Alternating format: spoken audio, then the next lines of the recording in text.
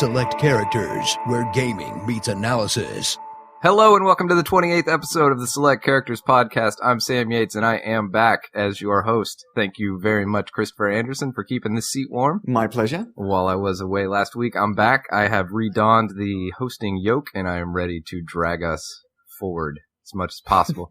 Let's see. Last episode was good. Listen to that. That was a good one. Thank you for mentioning Splinter Cell in the section on game modes. Oh, yeah, definitely. That pops up every now and then on this podcast, doesn't it? That is a game that is very near and dear to my heart. And let's see. Slightly disappointed in the lack of Super Monkey Ball in the game mode segment. But that that's was okay. A thing. Yeah. That was a thing. Good yeah. game modes. Okay, so I'm here. Christopher Anderson is here. And Ryan Dildine is here. How are you, sir? Hello. Good. And one more, also Enrique Cancel. Full cast this week. I know. How long's it been? It's been at least a week, maybe more. Yeah, I can tell you, at minimum, it has been a week. Sometimes life gets in the way, you know? That's right. But we got the band back together. We're on a mission from God. And let's talk about what we've been playing. And it has been another great week for video games. I'm back. The shtick is back. That's what you get. Let's talk a little bit about what we have been playing. Let's start with Ryan Dildine. No change from last week. I've been playing H1Z1 Battle Royale because it's the greatest thing. Even with some of the problems, it's really fun. Okay, granted, I can't play it by myself. It's not nearly as fun. I play in a group most of the time, but it's awesome. I'm still totally caught up. That's all I have this week. Not very exciting. I just H1Z1. No cool stories to share? Give us one. Give us one. Just the best one you had this week. There was... Okay, here's a good one. We, 4 friends and I were driving in a Jeep, and we saw one guy, so we tried to run him over. Wait, is this in-game? Yeah, this is in-game. Okay. So we're like, okay, it's one guy with a pistol. We're just going to try to run him over or shoot him or whatever. So we start driving up towards him, and we miss him because it's kind of hard to hit people just with the driving controls. And so we were like, fuck it. So we just drive away. And then as we're driving away from like 100 yards or something, one of our guys just gets plugged in the back of the head by the guy with the pistol and dies. Nice. And it was like 45 seconds into the game. We found a truck real quick and tried to do this, and it didn't work out well at all. And he's out of the game then. Yeah, he was pissed. He was like, fuck, and just quit out. How long does a round of that last, like from start to finish, generally? Well, it depends. Generally, when we play, it's either we die at the beginning or we make it to the last few. So if you make it past that first kind of scramble, I'd say a long game is like 45 minutes. Oh, that's not too bad. Yeah, it's not bad at all. Because you want to get to the lighthouse, right? And make soup. No. What? That's the. I don't know that's the movie Battle Royale. It's my fault. Oh, What game are you? What? That's the movie. It's the movie Battle Royale. Have you guys seen that movie? I got the reference. I got it. Oh yeah. That's the movie that Hunger Games ripped off. Yeah. Sort of. Well, yeah, maybe. Anyway. No, it was pretty much a carbon copy. All right, Enrique, what you been playing this week, man? Fallout 1 and 2, because I actually really like the Fallout franchise. Those are the good ones. I guess from a lore standpoint. So I went back and played the old turn-based ones. They're pretty awesome. You playing Tactics? Brotherhood of Steel? Tactics is okay. I don't know. Like I guess I don't know. It didn't really sink me in as much as like 1 and 2, because I think 1 and 2 also had like a lot of the story and just like the lore and humor in it. With Tactics, just kind of felt more stripped down. So yeah. I think that 1 and 2 are the best games in the series. Oh, yeah, by far, dude. 2, they kind of just I don't know if they just didn't think the game was gonna go under or whatever like that, but you could tell the writers just said fuck it, and then they just kind of went balls to the wall with like the pop culture references and the humor and everything, which actually made the game a little bit more enjoyable. Yeah, I think that is the best way to experience that universe. The new VAT system, like compared to the old one, just seems like a huge bummer. So what's the difference? What's the difference between the old system and the new system? Because I haven't played the original games. I mean, first off, the old games were top down, like third-person isometric, so you had that. Yeah, I did know that. Yeah, and it was turn-based, like action point-based. All the combat was action point-based. Right. Yeah, and like the VAT system it was more, you could just target an enemy, depending. Some moves you could actually do like a pinpoint attack, and the pinpoint attacks cost more action points. And then you had a certain chance to hit certain body parts based off of that. Right. Okay. Yeah. So, I mean, it was just more, the combat was more strategic overall, I guess you could say. And I mean, the worst thing about the new one, it's not like the VAT system is crazy. Like, I mean, it's an interesting implementation. It's just that it's way easier just to shoot people. Yeah, because I don't know, because with the way, because you had like the regular just gun combat, which is, you could just take a regular shot and then you'd have your basically chance to hit or miss, and then you had like the targeted shots, which you could do. Mm-hmm. And the percentage on that varied between like what body part you were hitting, your weapon expertise and stuff like that.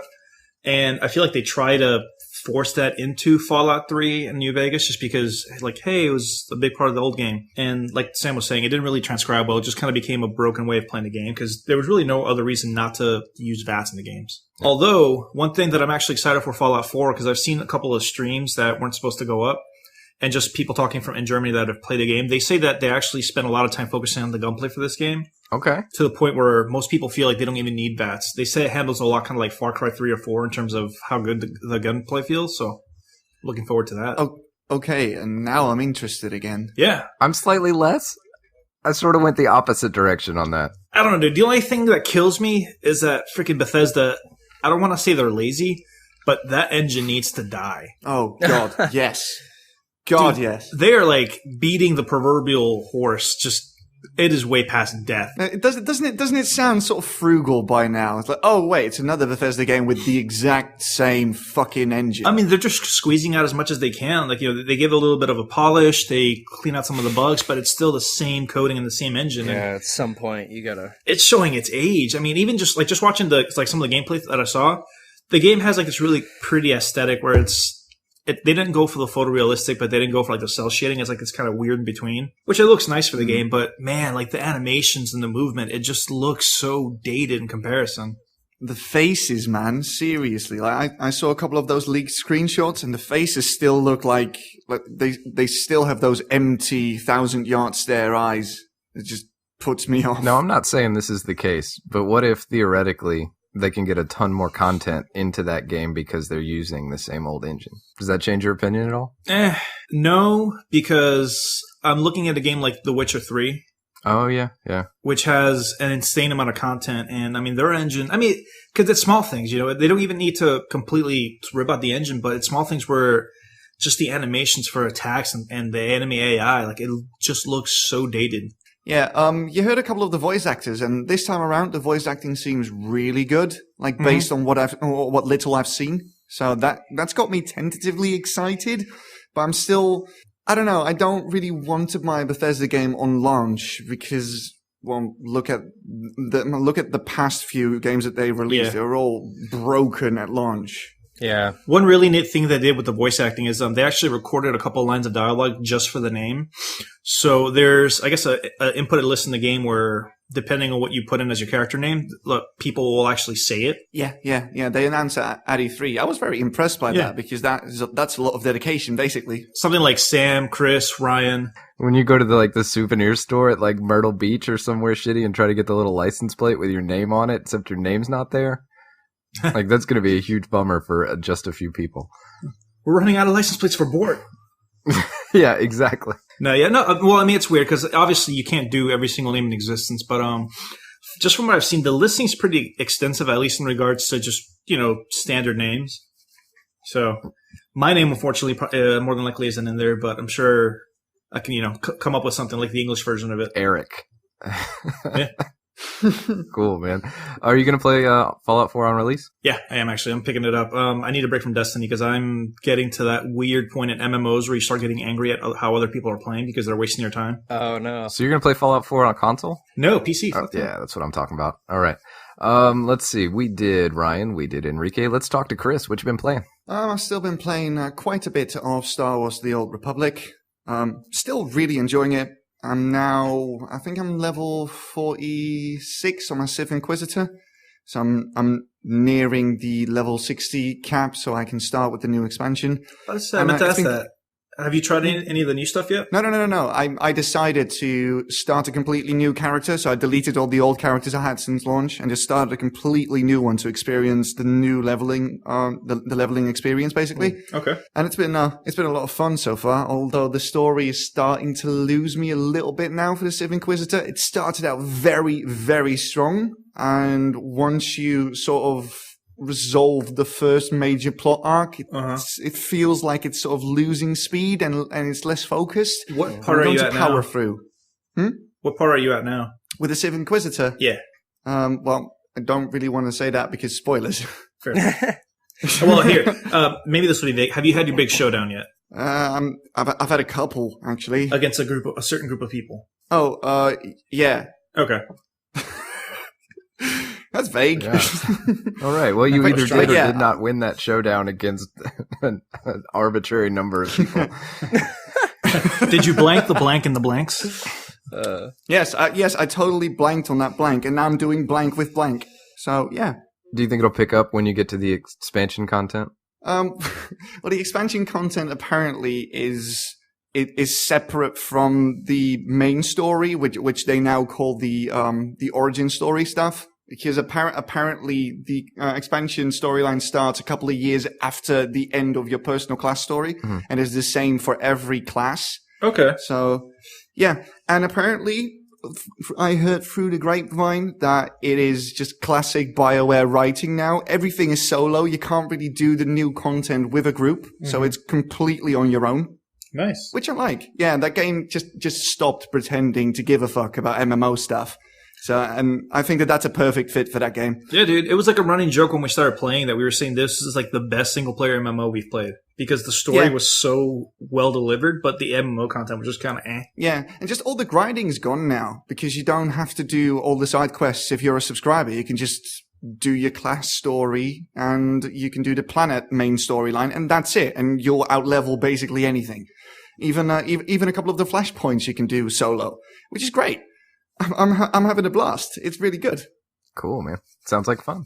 Anything else? Yeah. I got a review code for Darksiders 2, the Here we go. definitive edition. Which one? Sorry? Definitive edition. Oh, it's just... Wait. Say that again? Do you have a lisp or? Don't make me say it again. All right. So what did they add? What did they change? What's brand new about it? I haven't played the original Darksiders 2, but apparently the remastered version, it looks a bit better. I saw screenshots and a couple of videos and it does look better, but it seems to run terribly. And I thought first it was my machine that was the problem because I had frequent frame rate stutters and just frame drops and it was terrible. So I took to the forums to check out, like, am I the only one who's experiencing this?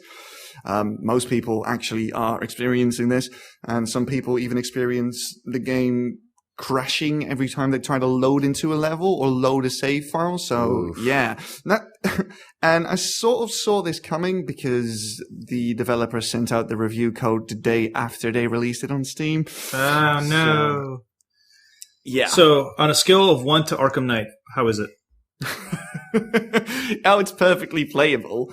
It's just I don't experience crashes. I just experience frequent frame rate drops, but nowhere does it go below 25.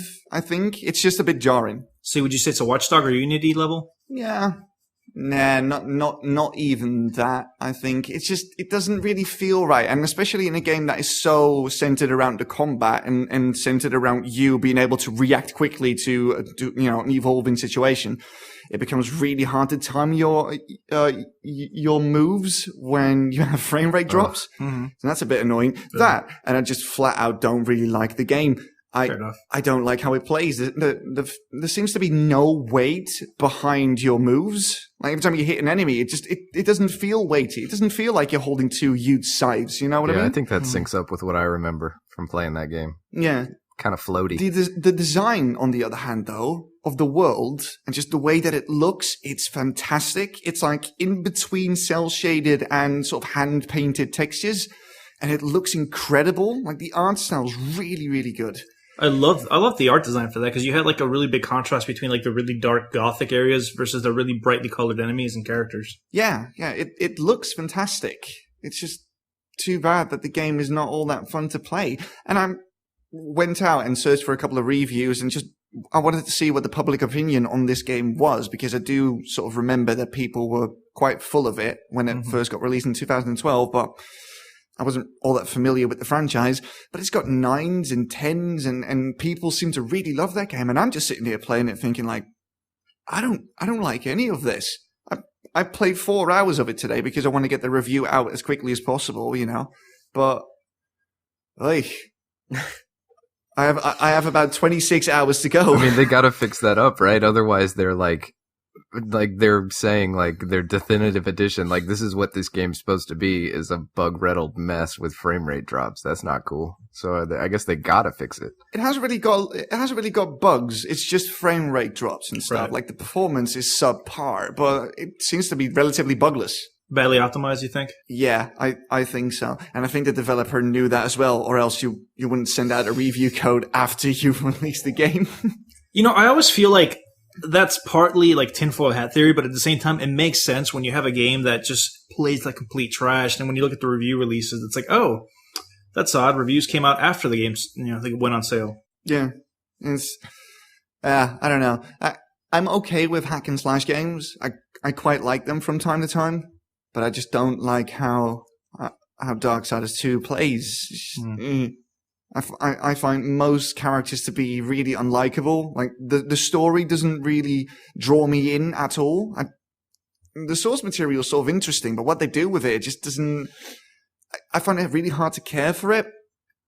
So I don't know. I just want to get through it and give it a fair review and never look back. Good luck, man. I admire your courage on that one.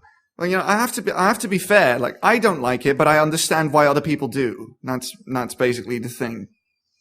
And I hope that I get hooked at some point during my playthrough. I really hope so. Cool. Well, let's see. I guess we move it on over to me, and I'll tell you what I've been playing. Let's start with... there's a game called Duelist that came out, I want to say a week or two ago. It's kind of neat. It's one of those, like, the combat in, like, a Heroes and Might and Magic game where you have a grid of squares and everybody moves around. You have cards that represent your units. You can get new cards and build your deck to play with units, turn-based strategy, whatever. There's 100 of those games out there, like, whatever. But the very interesting part about that game is their tutorial levels, because every one of the tutorial levels is, like, one of those figure out what'll win you the game in one turn kind of puzzles. Right. Oh, nice. So I was playing the multiplayer just to unlock more of those puzzles. That was like the best part about that game to me. I like that a good bit, and I've always liked that. Like the Magic the Gathering games in the computer had the same kind of mode where it said like win in one turn, or figure out how to do this exactly right. And I was thinking about that, and I think the reason I like it is like when you're playing something like Hearthstone or Magic the Gathering or whatever. Like if you play it long enough, you kind of build this game sense. So that something in the back of your head says, I think I can do something to win this turn, and then figuring it out and winning the game is like, I think that's the moment that I play those games for. Well, in Hearthstone, that's really simple. When in doubt, you just play Patron Warrior, and then that's it. I don't know if you're up to date with the meta. I'm not. No, not at all. The Hearthstone community isn't up in arms right now, because apparently that game is not really doing all that well. That's a shame. Aren't they coming out with a new expansion too?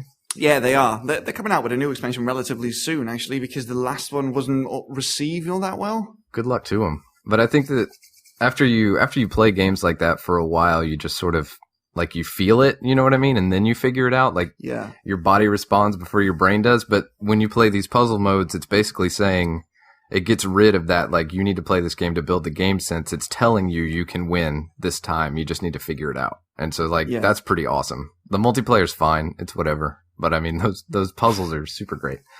Let's see. I played. I had family over last weekend, so we played some local multiplayer stuff. We played Super Pole Riders, which I could not be happier about. What? Super Pole Riders. You have 2 players on each side of the screen, and they each have those pole vaulting noodle things. Mm-hmm. So left stick moves your dude, and right stick rotates the pole vaulting noodle. There's a ball on a string in the middle. And you have to kind of vault to it and kick it and try and make it in a goal on your opponent's side of the screen. It's awesome, dude. I can't even begin to tell you how amazing that game is.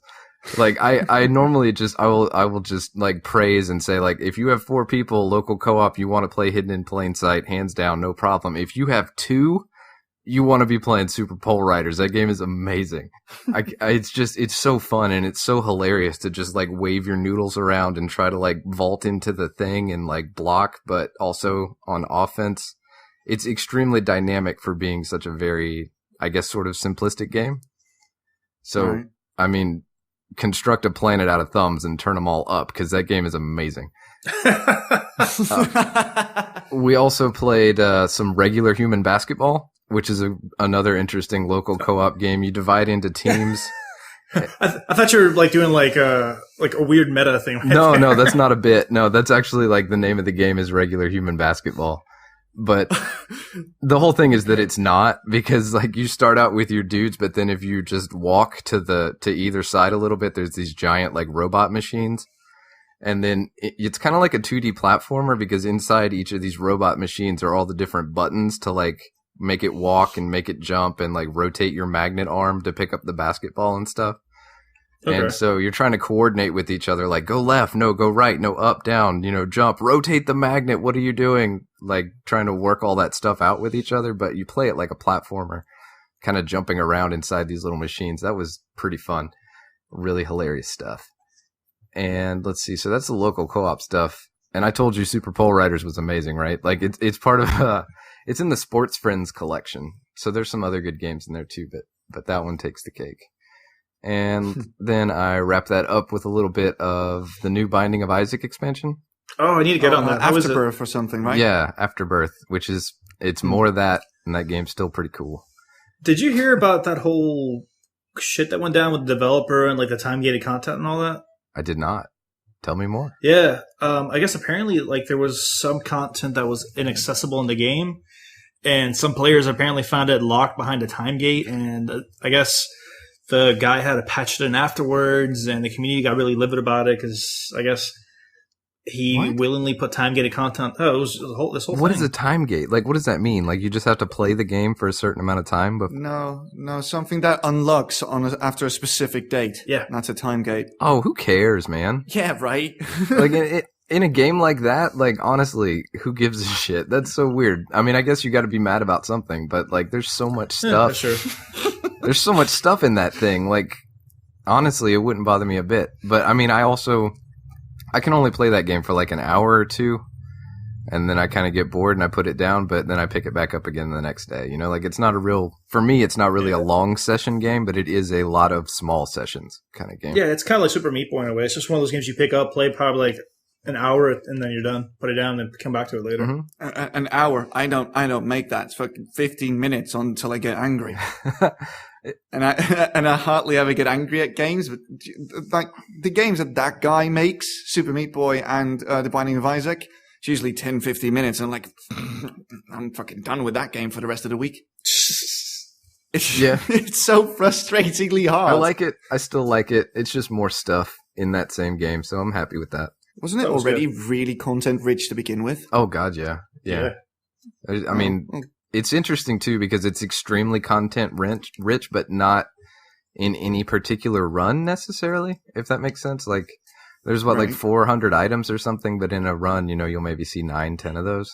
Yeah. Oh, that's pretty cool. So every time that you replay it, you will definitely run into some new stuff. Like, right. Every time. That's pretty cool. Yeah, it feels that way. And that's both a strength and a weakness because you're like, what is this thing? Or you pick something up that, kind of sucks for the builds you're making. And then you're like, crap.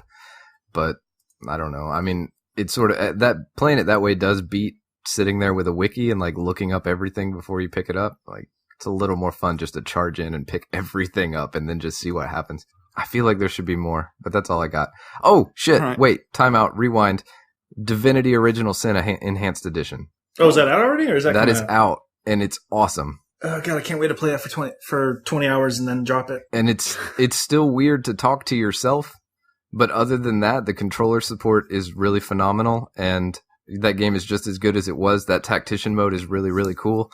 There's a new class that dual wields wands. Ooh. So, I mean, that's pretty neat, right? Yeah, that's out. That's awesome. And that was the last Talking thing. to yourself? Yeah, in Divinity, you play two characters. You have two main characters, which I think they built in there because they wanted to do like a co-op thing. Right. But if you don't have another person, you end up with a lot of dialogues where you have to pick for both characters. I don't like that. I think that's weird. Yeah, I almost wish they would override it if it's just a single player game because there's no point in it. Yeah, you can set like a companion AI like to make them be however you kind of want them to be, but none of it is really awesome, because if you set them to an AI and you disagree, then you have to play like a little rock, paper, scissors mini game with them. So it just ends up taking longer in a way. I don't know. I'm not feeling that. But other than that, pretty much everything about that game is still awesome. Cool. Check I've that yet one to out. play it. It's fun. It's good. I mean, it's a good time to like isometric RPGs. That's for damn sure. Yeah. There's been several this year, right? Yep. Mm-hmm. All right. So that wraps me up, and you guys want to talk about some topics? Let's do it.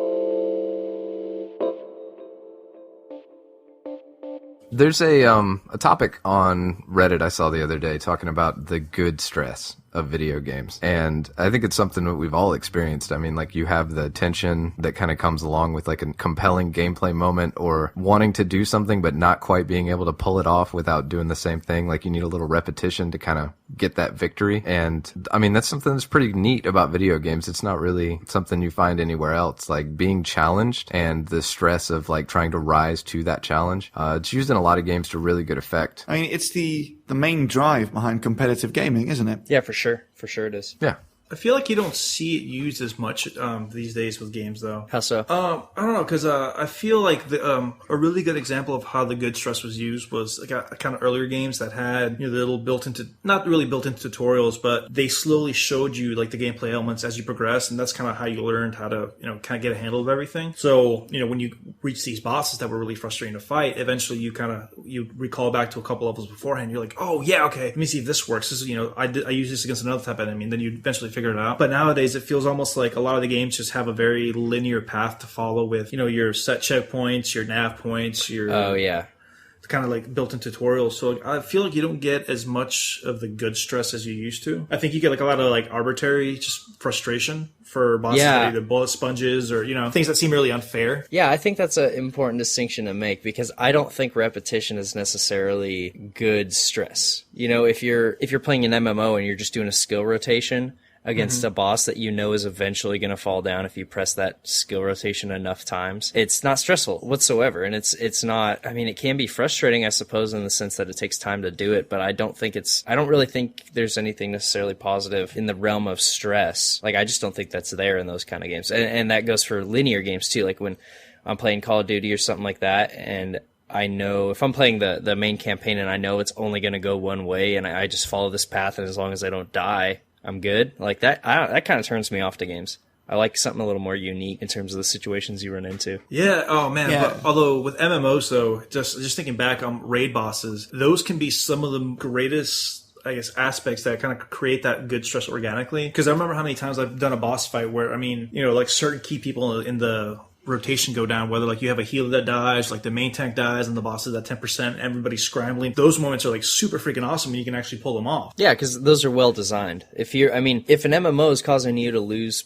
key players, yeah, that's a well designed boss fight. But I don't know, I feel like a lot of them, it's just bullet sponges, and that deadens it, I guess, at least in my eyes. No, that's a really good Destiny, which is kind of like an MMO light. There was a boss called Valis, which you fight one of the Dino of the Strikes. He's basically this big hulking kind of like tank of a alien, and he uses his chain gun, and he's the final boss on the level. And when you're fighting him, he, like, when he first came out, he was just a bullet sponge. It would take about 20-30 minutes to take him down, because all you would do would just hide, you know, across the stage and just take pot shots, and his health would barely decrease. And I remember hating doing that mission in particular, because it wasn't fun whatsoever. It was stressful in the sense that it just dragged on. Mm-hmm. Yeah, I agree. The new strikes, a couple of the new strikes are the same.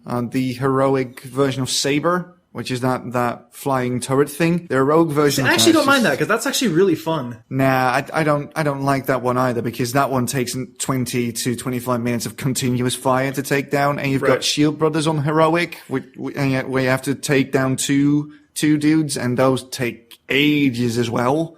Mm-hmm. It's not fun when it's an assured victory, basically, but it's only assured by you just doing that one thing over and over and over again. After a while, you just start to tune out. You know what's a good example of that bad stress? Deus Ex Human Revolution. fucking boss fights. Yeah. When Deus Ex launched, the boss fights were actually outsourced to a separate company, which I can't remember the name of what they were. But I guess if you look at it objectively from a standalone point, the boss fights seem like, fun enough for your traditional shooter. But the issue is when you put them into Deus Ex, where the game, kind of lets you build your character with whatever way you wanted, unless you did a strictly like offensive build for Adam Jensen, like, it was impossible to fight those bosses. And I remember having the worst time because, I think one of my playthroughs, I was doing like a charismatic hacker, a lot of charisma, intelligence, hacking abilities. Because my idea was, I'm going to try not to kill a single person's entire run. And when you get to the boss fight, you have no choice but, to actually engage them head on. And I remember being so frustrated and stressed out because, you're basically scrambling around, taking pot shots, hiding behind barrels, and you're trying barely to hold on because you have no health because you haven't put points into that kind of stuff. And like I remember how much that sucked. I'm gonna spotlight one at least particular thing that I think is interesting. Like even if the boss fight is sort of a boring repetition, like the boss's patterns and exactly what they're gonna do. In general, yeah, that's a bummer, but it also contains that one moment where you're like fighting a boss in Mega Man, their patterns, but then you fuck up, and then all of a sudden, like everything goes pear-shaped all of a sudden. Like what was like this very sort of repetition, okay, I go here, I do that, all right, whatever. Like if you mess up, it sort of opens the window for a really interesting moment where you try to scramble and bring it back under your control. So I don't know if you have to have the boring repetition part to get access to that particular moment, but I know that moment is really interesting and fun. I don't think it's so much dependent on the repetition, but I think it's dependent on the consequence. Because I remember Demon Souls and Dark Souls does a great job of doing that, where you have a lot of the enemies, they're technically very repetitive in terms of their movements, and they telegraph their movements really well. But you're always in a constant state of stress because you know that if you fuck it up and you do get hit or you dodge a second too late, like they will completely annihilate you. Yeah, or you stop paying attention for like a microsecond, and then like that's it, you're dead. So like that's one of the better things that can come out. But you're right, Dark Souls is a good example of how to do it right. And also through that, like the skill rotation boss fights and the pattern boss fights, you also get the moment where like you've been doing the same thing and it's been working the whole time, but then they're almost dead and you get greedy. Oh yeah.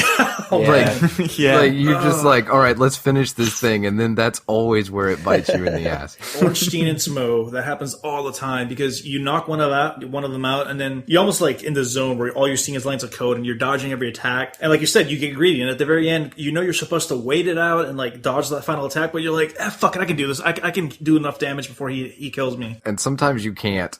Yeah. So, I mean, like, in a way, like, you yourself become, like, the boss in that situation. Like, you have to conquer your own self to be able to beat them. So, even in, a design that is perhaps not stressful if it's perfectly executed, there's still some room there for, like, some interesting moments. I've got a good example as well. In for instance, Telltale games, right? Sometimes, every now and then, you'll be given a big choice, like the entire game just freeze frames and you get your two choices in front of you and you have to choose, and the consequences for both choices are going to be dire, just big, you know what I mean? Mm-hmm. Right. Yeah. The stress that you feel then, like the doubt that creeps on, and you start to think of every possible outcome to both of those choices. I think those are very well done as well. Oh yeah, especially when they put the timer on it. Yeah. Like, make this decision in 15 seconds. That's awesome, because normally when I run into those big decisions, like when I was playing Life is Strange, like that decision, like I normally just put the controller down and go, okay.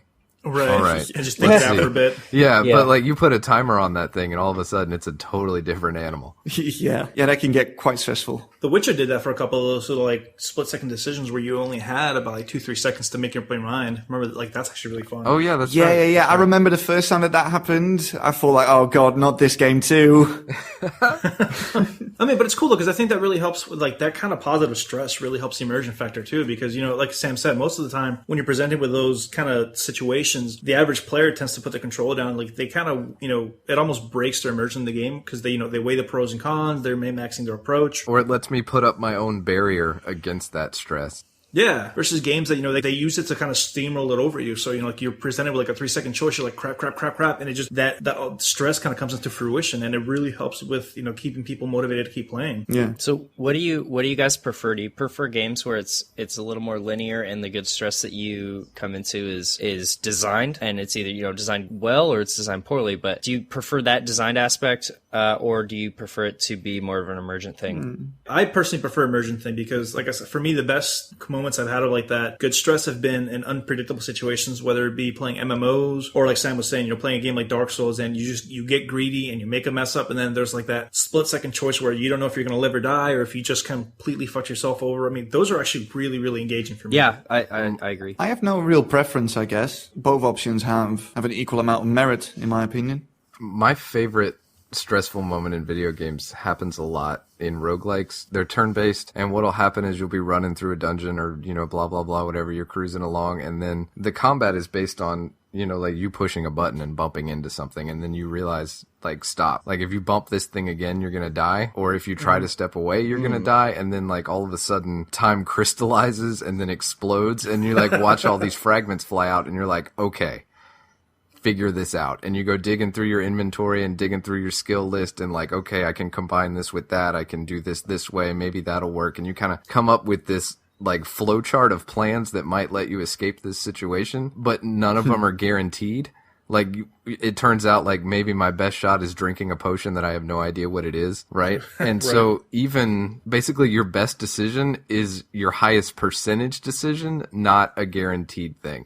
So even in the execution of this thing that you've decided this is the most likely way to get out of here, it's still, like, you're like, scared to tap that button, right, and watch whatever's about to happen, and you suck in your breath and go, okay, and you just tap it, and then like either you're dead or you made it out, and like that is one of the most tense moments that I've ever had playing video games, and I love that one particular moment. The way you describe that, it almost makes me feel like, I think maybe that's the reason that PvP is so polarizing with people, because on the one side, you have a really big section of players that enjoy the, PvP aspect in any game because it has that kind of unpredictability and the good stress where you're fighting against someone, you can't predict their movements, you don't know where it's going to go. The match, it can just as easily go from, like a tie to an upset, and it's really, really motivating for people to keep playing, and, they get competitive, but at the same token, you have players that it completely affects them, in an adverse way. It's only bad stress where you have guys that just keep one-shotting you, or, you have guys that kill you the second you spawn. So it's kind of interesting seeing how, like, that mentality can apply and be interpreted in two different ways by people. Yeah. Yeah. I've always felt, at least with multiplayer games, like, I enjoy them the most as that stress starts to disappear. Like, if you play something enough where you know how fast people can move and like, generally what people do, and then you sort of, like, in your head, you see it, like, this guy's gonna go this way behind that wall, pick up that thing and come out over here, bam, and then he's dead, and you're like, yes, right? Like, and in that way, I guess I wouldn't really call that stressful, but like when you can sort of see what's about to happen before it does, that's my favorite part about multiplayer. I think it's stressful. It's just that you're able to be in command of that situation, even though it's stressful. And I think that's kind of what good stress is, like if, you're playing a shooter or whatever, and you know exactly where the guy's going to come out just because you have so much experience, that doesn't take away from the unpredictability of the situation. Because in reality, he could do anything he wants to do. You just know from experience that he's probably going to pop out here. That's true. Right. And it's just you, even though you're stressed, you totally handle that situation. I think that's like the end goal for me. Yeah, without the stress, that moment wouldn't have as much impact. Yeah, it's just whatever. It's just clicking a button to make a guy go away. Yeah, I got you. Yeah, that's true. So in that way, it's like, it's not even the stress. It's like rising above the stress. Well, yeah, I guess going along with that, do you think that the big appeal of the good stress comes from the actual moment when it's occurring, like that euphoria that players get? Or is it just more like that cathartic release that after that good stress is over and you come out victorious? Second thing. Well, I think it's like, we're not responding to the stress. We're using the stress to respond to the situation. Right. So if it all clicks, like your brain is set up to reward you for that because as far as your brain's concerned, you just kept yourself alive, Yeah. Okay. You want to get through the stressful bit because you want to get to the payoff in your favor most of the time. I mean, you got to have it. Just getting the release and the success without the buildup and the stress doesn't feel as good. Like, you need a little bit of struggle to make the payoff worth it, I think. Oh, yes. Yes, because if there's no struggle, then you're back down to pressing skill rotations, I don't know. I tend to prefer games that are a little more unpredictable. I like the competitive aspect because every single round is it's unpredictable in a predictable or a structured environment. But I think I have the most fun when I'm playing like games that are really wide open for what what things can happen. Like I talked about in the what are you playing? Like a 5-man team in H1Z1 trying to run a guy over, and then as we're driving away, he one-shots one of us with a pistol. Like that would never happen in a more structured game. Sure. Like StarCraft or something like that. That just kind of situation would never happen. And that's what kind of draws me to it, I guess, is I want every new situation to be something that nobody, even the enemy and us, nobody has encountered before. And then you just got to figure out who's better at dealing with it. Okay. That's the dream. Yeah. Like taking advantage of a random situation, that like think on your feet kind of quickness to it. There's definitely some good stress there, because it's not just about successful decision making, it's about speed too. Yeah, that's what keeps me coming back to Heroes of the Storm.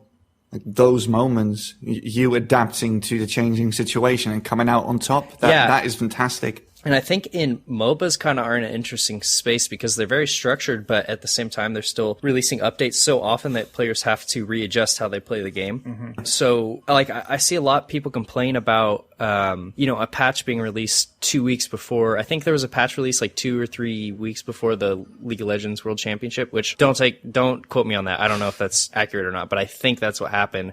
And a lot of people are upset about it because they were saying, these teams shouldn't have to adapt to a new patch right before a world championship. But in my mind, it's like, isn't that part of the game? Like, shouldn't you be good at adapting? Yeah, isn't that like what really separates a good player? Yeah, like they're able to take that stress and just manage that, whereas, another player may get too overwhelmed. Okay. Yeah, I agree. I guess to round off the discussion, what's I guess one example you guys have of a time you've had like that really good stress? Heroes of the Storm, man. Like I just said, that's what keeps me coming back to that game. That game just forces you to think on your feet and be quick, and just choose where you're going to be at any given moment. Are you going to help out your teammates? Are you pushing towards the core? Are you getting the objective? Stuff like that. It just keeps you on your feet, and that stress, that's fantastic. That's why I keep coming back to it. Do you have like a specific example, or is it just like in general? It's one generic example, because this happens like every other game. You decide to break off from the group because four enemy players and 4 of the people in your team, they're having a team fight, and you don't know where the 5th player of their team is. So you think, I'll run to a mercenary camp to get that. And just when the mercenaries have like a sliver of health left, the other player, the 5th player of their team that was sort of lost to you, he just comes onto the scene and a fight starts out between the two of you. That's what I love. You know what I mean, right? Right. Yeah. For me, I gotta go with Dungeon Crawl Stone Soup, man. I mean, I've had moments, one particular moment in that game, I pissed off one of the gods in that game, and his ability when he's friendly with you is to summon a bunch of, like, big bruisers around you. But when he's pissed at you, he'll just summon them, and they're all angry at you, like, at random. So I was deep in this section called the Elven Halls, fighting just like surrounded by dudes, and he chose that moment to get pissed and summon all the bruisers. So I was like, crap, I'm screwed. And what I had to do was drink an unidentified potion that I was kind of sure was a healing potion, and then use a blink scroll to get a little bit farther away. But it basically came down to me having to move 1 square diagonally before I could make my full-on run out of this place. Right. And it was that button, man. It was like, it either works right now or it doesn't. And like, guy whiffed an attack, and I just scooted away, and I got away. It was great. It was awesome. What about you, Ryan? Mine, I don't know. I'm probably still on the hype train, but I think Battle Royale, any scenario I describe from there is kind of like the perfect amount for me, a perfect amount of stress, because you have something it's structured and that it has rules and, I don't know, just kind of different little mechanics that get people to do a certain thing, like the gas coming in and there being a safe zone and all this stuff. It's that time-based shell around something that is really emergent. I think that is perfect for me. And that's why every time I play a game, like it's really cool because something new happens, but it's always stressful in the way that we have to get somewhere at a certain time. Right. I hope that made sense. Nice. I think mine would have to be actually World of Warcraft during Wrath of the Lich King. It was during the Naxxramas raid. We were doing the Spider Quarter, fighting I guess one of the bosses called the Grand Widow. And it's like this really cool mechanic where like basically she's got a bunch of followers and you have to kill the follower near her and it'll like, I think, what is it? It gives her a debuff where you can actually damage her. And I think she was down to like about 15%. You know, we were wearing it down. I was tanking and I guess one of her healers fucked up and, you know, didn't have like their big heal ready for when she did her heavy strike. And my guy ended up dying. And, you know, we were doing just 10 man, so we didn't really have like that many people to begin with. So we're like, fuck. So the person that was off tanking grabs her and basically tanks her for a bit, and then he goes down. And then I think one of our DPSer was actually a feral druid, and he decides to go into his bear form and just tanks for like all of maybe like 5 seconds. He goes down. Our second healer, who was another druid, decides to go feral, and then he tanks for a couple seconds, and he goes down. And then finally, someone drops a battle res on me, so I can get back up, and we finish the fight. And I just remember everyone just like complete silence after we down her, and they're like, "What the fuck just happened there?" And it was a really good moment of like that good stress where everyone's just like panicking, sitting at the edge of their seat, and just like basically throwing a bunch of Hail Marys, hoping something works. World of Warcraft's really good for that kind of stuff, man. Yeah, it is. I think that's the unifying thread, man. At least from what we've talked. Like, normally ending in success is what really makes that stressful moment, like, all the sweeter. Blizzard came out and basically divulged the price point of Overwatch, their upcoming arena shooter MOBA-like thing. I don't really know what it is because I haven't really looked into it all that much. But people are decrying the price point, which is $40, and it made me think, well, let's talk about the price of games nowadays. Is it too expensive? Is the price point just right? Do you think the hobby is too expensive? I think first, I mean, it depends on the rate at which you want to play. Play games.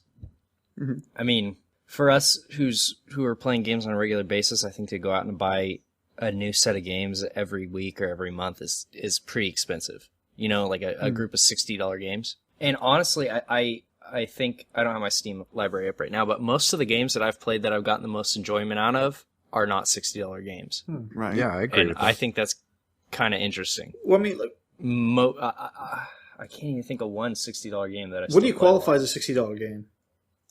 A $60 No, game. I mean, costs $60. I mean, like, actually, just content-wise, like, what do you qualify something that's worth $60? Or is that not even come into question? That doesn't really come into question, but I think it's an okay thing to ask. That quantifies $60. I need to get 60 hours out of it. So you like the dollar per hour kind of thing? Yeah, I think $1 per hour. Or actually, no, I don't agree with that. I go back on what I just said. I think, I don't know, because when I go to the movies, I pay $10 for 2 hours, you know? Yeah. So I'd say $5 an hour is, I don't know, I feel like that's pushing it still. Because games take so much longer than movies to progress through. I'd say $1 to $2 an hour is about as much as I want to pay. You see, I think that's interesting because people usually have that opinion. I'm the same. It's you sort of compare how many hours you're going to get out of it with the price it costs you to gain access to the game. And I'm not entirely sure if that's the right way of looking at it. Like I'm the same as you. I look at it exactly like that, but I sort of get the feeling that approach is sort of wanting, if you know what I mean. Oh, yeah. I mean, we've all played the game that's not that many hours long, but is pretty phenomenal, right? Yeah. I mean, how long is the beginner's guide, and are you going to play it again? Awesome and no. You know, but that game I thought was worth every bit of that, $9, $10? Yeah. Life is Strange as well. That was $20, something like that? Yeah. And I think that game is absolutely amazing. And I think that it's tough to put hours on it. I mean, not only for that reason, but also because if you're doing hours to dollars, how many of those hours are good hours? How many of them are tedious hours? How many of them are, medium hours? It's just I guess as a starting metric, if you have to have some kind of idea, but I think the price point comes a lot from expectation. Like, it doesn't work this way, but, theoretically, you should expect like a certain level of quality and polish from a $60 product. Yeah. Like, it's not just a price tag. It's them saying, like, this is what we represent. And, more and more companies fall short of that, especially this year. But I think that's got something to do with it. I think with Steam introducing the whole refund system, I think that keeps a lot of companies in check. Or at least it will start to, because if I buy a $60 game and I can just return it, I have no fear of spending $60. Right. You know, and I know within 2 weeks or whatever it is that what's the bar on the Steam review or the I think it's refunds? 2 hours or 2 weeks.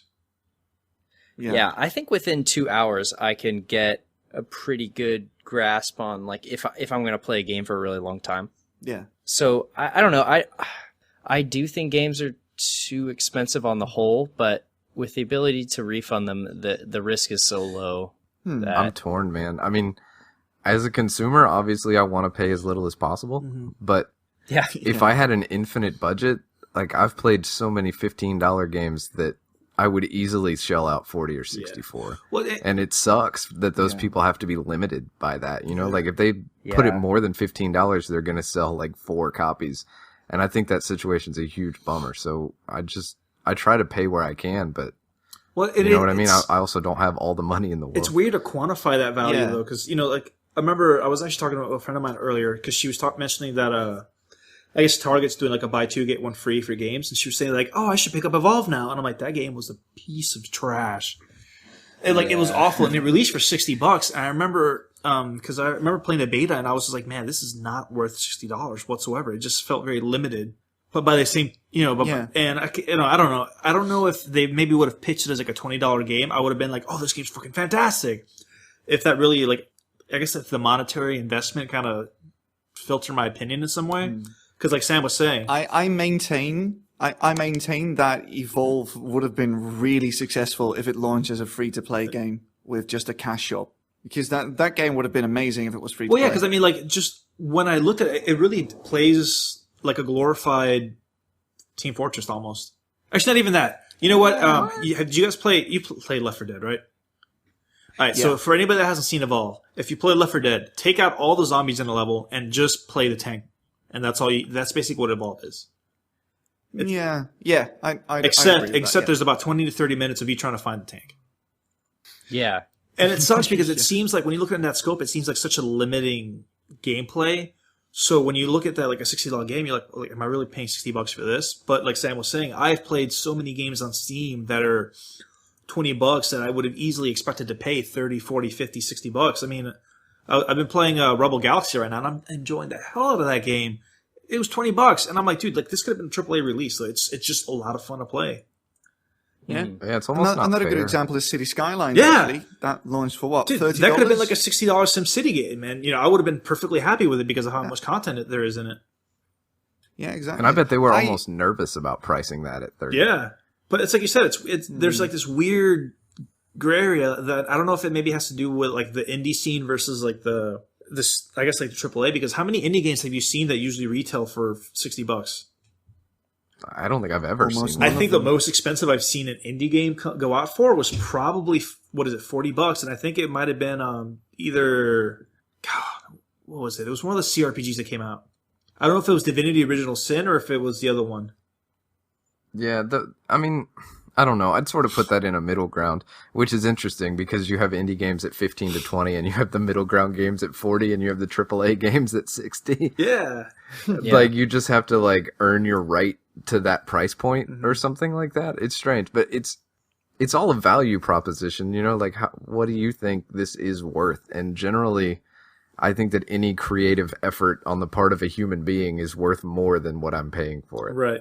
And like feasibly, obviously, I can't do that. Like I can't just shell out tons of money, but there's a lot of games that are inspired and make really good creative decisions and like should be worth, they're worth more than their price, I guess is what I'm saying. Yeah, I think the most honest way to go about that, I don't know if most honest is the word I want to use, but when companies, they make a game and they release it for a lower price, let's say $40, and then say the game is fantastic. Everybody likes it, like it's just a universally enjoyed game, and then they introduce microtransactions and they just, they have like a boom of money coming in because of this microtransaction system that people want to support because the game is good by itself. Right. I think that's the best way to go about it. And I think that the companies we look at right now who are doing the best, they're microtransactions. And it's not because of the microtransactions necessarily, it's because they have a good game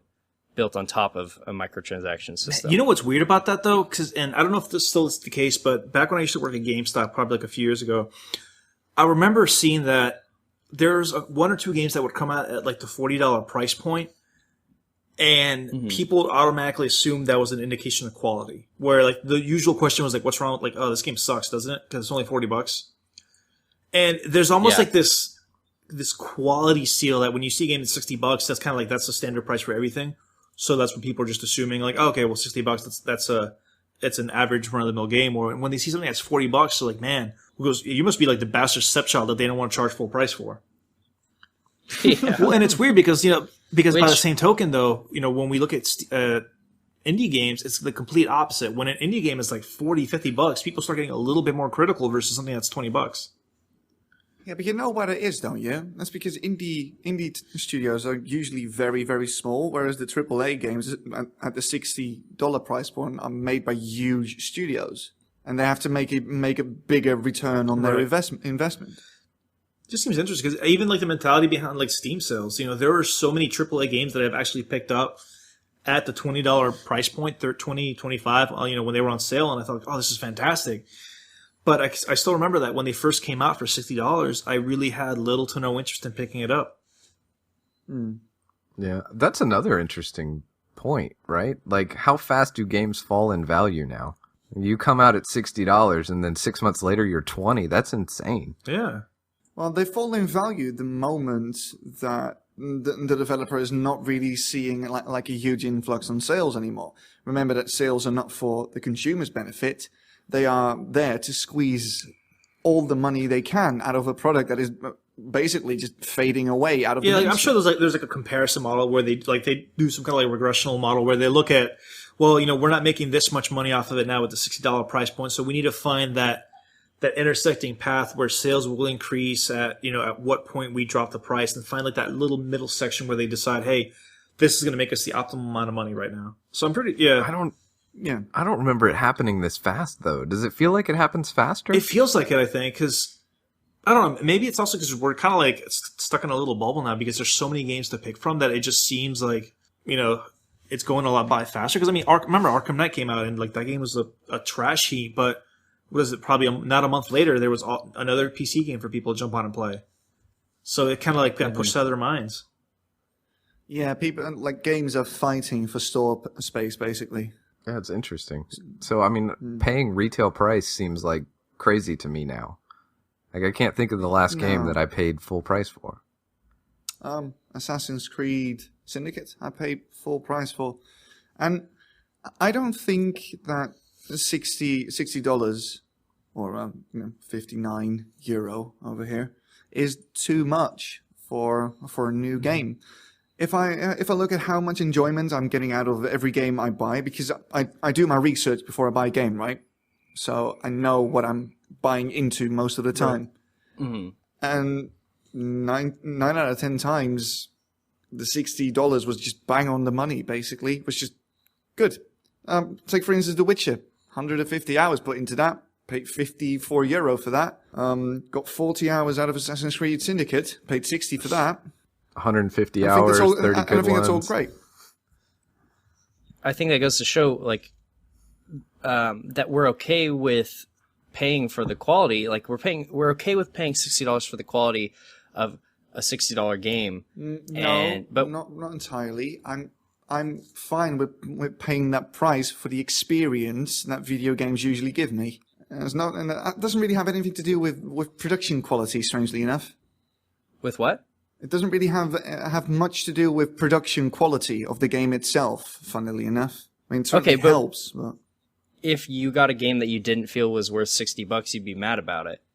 But I just think, I can't think of the last time that a game was priced $60 and people were thinking, man, I got a steal on this. Super Mario RPG cost me $80 and I got a steal on it. Holy crap, you're right. You are right. I remember paying that much for it, but it was fantastic. Yeah. So, well, there's the one example. Witcher. Then that was a steal for the amount of content. In the end, I ended up paying €85 for that because I bought the season pass with it. I got my money's worth like within the first 10 hours, I think.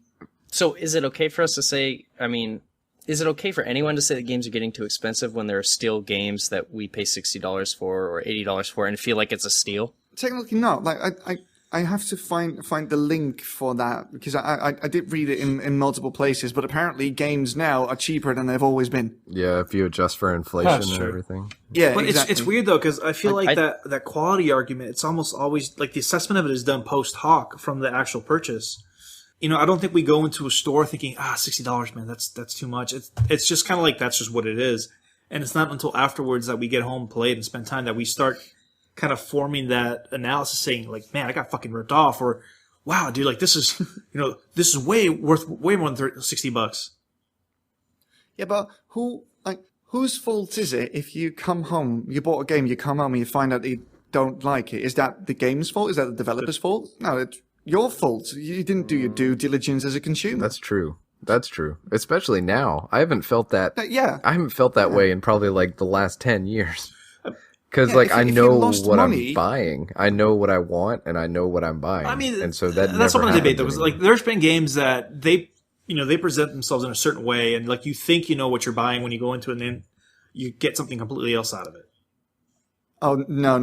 In the age of YouTube, where you can just see gameplay before you can buy it, there's no way. If you buy a game, you come home, you feel like you're ripped off. That's on you. You had ample opportunity to find out if this game was exactly what you wanted to play. I don't know, because I feel like even that, like, it's...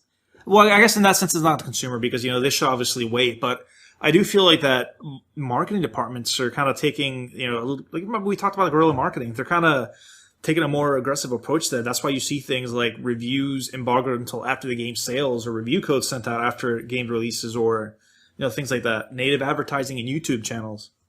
All of that is true. But if you bought a game you didn't like, it's your own fault. You're the one who messed up. Like, they do all that, but it doesn't matter. You can still find what you need. Yeah, exactly. Like, advertising is meant to compel you to do something, but you, and only you, are the one who actually follows up on that. And plus, I haven't bought a game at release in a very long time. And I don't know what part of that is, like, if I'm able to gain the information, or if I know that in a couple months it's going to be half price. Right. But, like, the combination of those two things is, like, the best defense against a bad purchase. Well, yeah, like, you think, like, just having that knowledge that it will drop down eventually in price helps you kind of stave off? I mean, probably. I mean, also, it's a personality thing, Like, if I wanted to get involved with people and talk about stuff, like, when it first came out and all that, I'd probably, like, that would definitely be a factor. Mm-hmm. But even then, I mean, I wouldn't be buying it, like, day and date, Right. If you give yourself, 24 hours, you'll know if that's a game you want to buy or not. Mm-hmm. As long as you're not there at midnight with $60 in your hand, you're basically bulletproof. Man, you know what I find funny, though? I am more prone to buying, like, a $100 or $150 collector's edition than I am a $60 base game. Yeah, I don't know because about of all that, the extra man. shit that you get in the box. Well, no, I mean, honestly, like for me, it's fun because I actually like collecting that kind of stuff.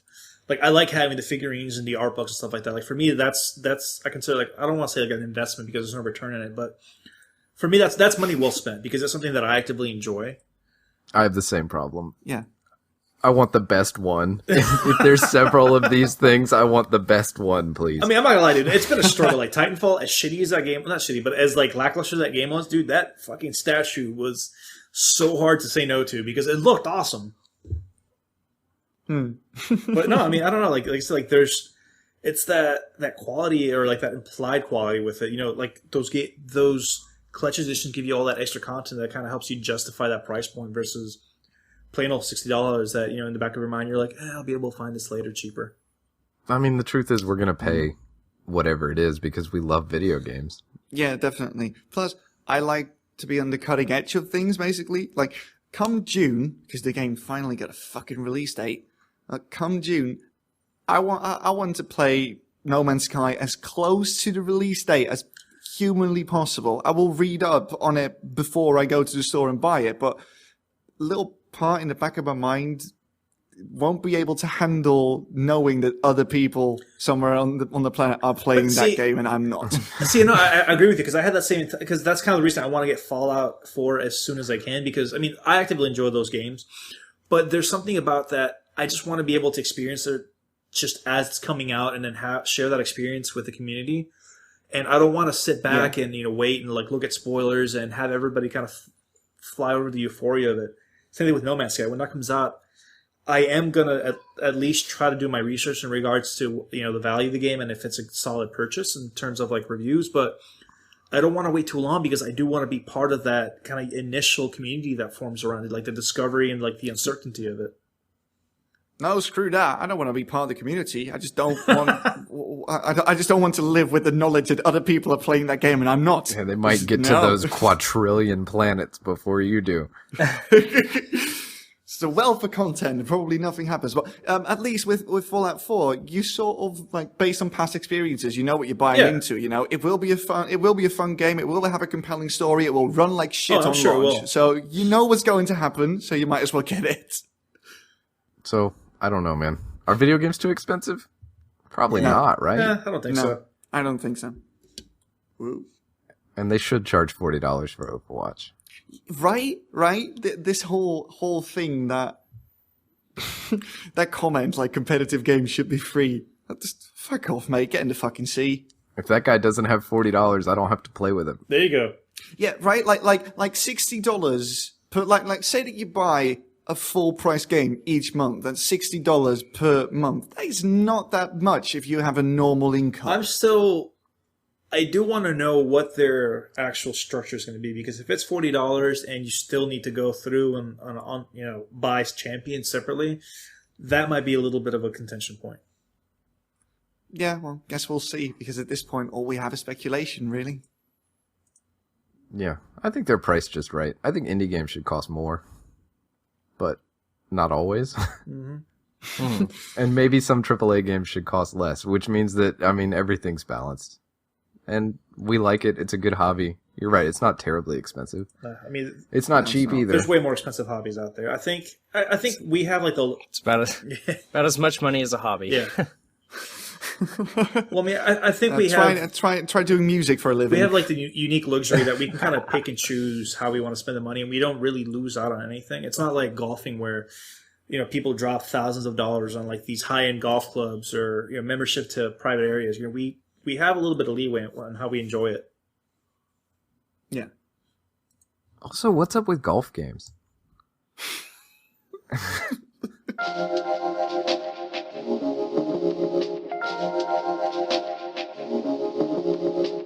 And that will conclude episode 28 of the Select Characters podcast. Thank you very much for tuning in this week. We appreciate it. I hope you enjoyed our episode with our nice full cast. And let's see, as always, you can find us on Facebook and Twitter. You can check out the YouTube channel, reddit.com/r/selectcharacters. We're around. Send us an email, selectcharacters@gmail.com.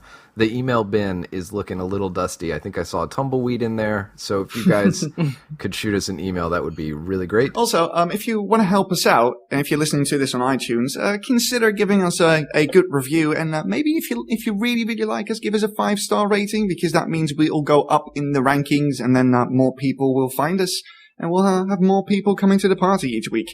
Yeah, so, that'd be cool. Yeah. I did it. All right. Doesn't count. Be like Ryan. Give us more stars. All right. Thank you so much once again, and have an excellent week. Bye. Later.